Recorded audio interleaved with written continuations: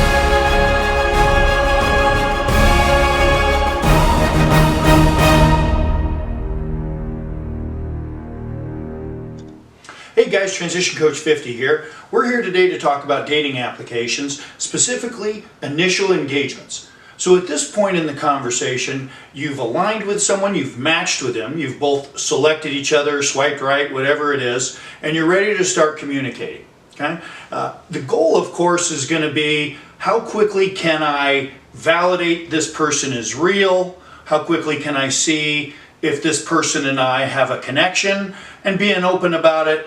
I don't want to waste a ton of time in getting to that process. So let's talk about what we do from initial first dialogues up until that point we're setting up some kind of meeting, okay? Let's get started.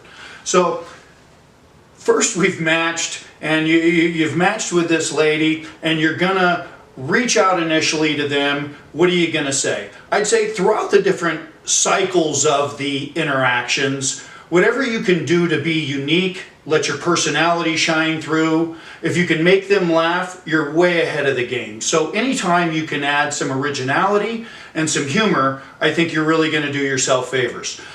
First interactions are probably something simple like, how's your week going? Something like that. Maybe if there was something that you thought was a connection point that you read in their profile, at this point, you could mention something like that. Maybe they live in a certain part of town and they've mentioned some kind of hobby that you align with. It's a good time to do that. Again, remembering if we can add some level of uniqueness to it, that's great. Probably through this, you're going to be interacting with several people, as is the person on the other end. And it gets a little boring with saying, hey, how's your day? My day's great. How's your day? And if you're doing that a dozen times a day, it gets pretty boring for all parties. So anything you can do to separate that and get to some more meaningful conversation, I think the better. But in those initial engagements, you're probably keeping it fairly safe, reaching out, telling a little bit about yourself. I'd say be fairly open, but don't get into too much detail. And a few things to avoid. I'd avoid things like religion, political views, that type of thing. I guess if it's just an absolute deal breaker to you, you can talk about it, but let's be clear, you're going to eliminate yourself from large groups if you look to touch on those areas, and I'm not sure how critical they are at this juncture in the game, but maybe that depends on what your goals are. If your goals are to find your next wife and that's really your interest right now, I guess maybe those alignments could be more critical and something you spend more time on. However, if you're just looking to have maybe some dates and see how things go and where they lead to, you'd avoid those kinds of topics. Okay. From there, I think it's going to be a more natural. I'd say most folks on the other end, most ladies are going to show you the lead in terms of how aggressive they look to get in their dialogue, right? If they stay fairly conservative, that's probably the dialogue they're looking for. They'll lead you to different places of risk depending on what they're open to receiving from you, I'd say. But for the most part in your initial dialogues, you're going to be fairly conservative, introducing humor, introducing uniquenesses wherever you can. Let's talk about what that meaningful dialogue and conversation is. Initially at first, as we're saying, it's going to be things like how's your day, how's your week, what'd you do last weekend, maybe what are some of your hobbies. Then you're going to evolve into things that are a bit more personable. Certainly, you're going to see the question a lot, what are you looking for here? And that's going to be something you're going to want to be prepared to answer as it relates to you and as it relates to what your goals are. And certainly something that you may wish to inquire from the other person.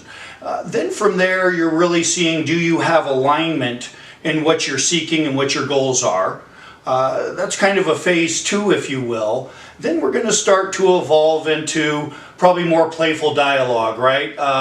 What are you doing tonight? Maybe I'm meeting some friends and doing this type of thing, or I went and did that. We've probably talked in phase 2 here about what do you do for a living, and what about your kids, and that type of dialogue. And now as we start to evolve more into that playful conversation and more just kind of what are we doing transactionally with our day, what are we doing tonight, I think now we're getting into a spot that we can look to have that meet.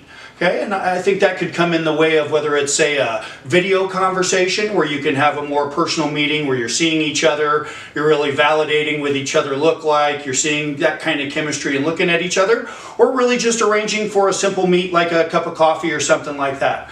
I think either way, you really let things evolve through those different stages. In stage 1, you're really just having that more basic small talk and dialogue. How was your day? How was your weekend? That type of thing. Then we evolve into a phase 2 where, what do you do for a living? Let's talk about our kids. Let's talk about what we're looking for on this site. And then we evolve into that more playful transactional dialogue where we look to set up that in-person meeting.